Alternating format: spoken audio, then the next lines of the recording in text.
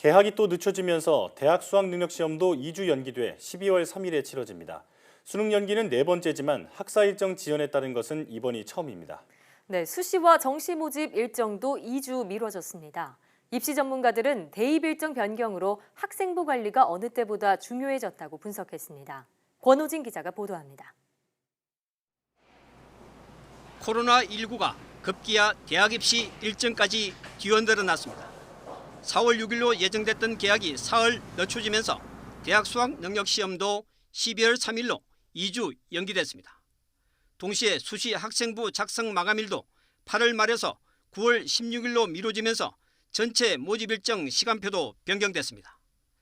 고3 수험생의 대입 준비 기간과 원활한 고교 학사 운영 여건을 조성하기 위한 부득이한 조치라고 정부는 설명했습니다. 개학 연기가 장기화하면서 1학기 중간 기말고사가 연기되고 여름방학이 단축돼 학습 부담이 커지는 점 등을 고려했습니다.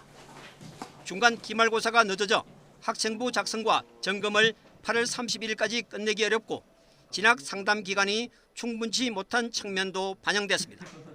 이에 따라 대입 전형 일정도 기존보다 수시 모집은 3일, 정시와 추가 모집은 11일 정도 기간이 줄 것으로 보입니다.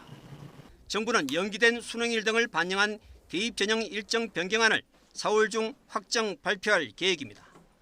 수능 연기는 이번이 4번째지만 학사 일정 지연이 원인이 된 것은 처음입니다. 앞서 2005년 에이펙 정상회의와 2010년 G20 정상회의 그리고 2017년 포항 지진으로 수능이 각각 일주일 연기됐습니다. 입시 전문가들은 대입 일정 변경으로 고3 수험생은 비중이 높아진 기말고사와 함께 학생부 관리가 그 어느 때보다 중요해졌다고 분석했습니다.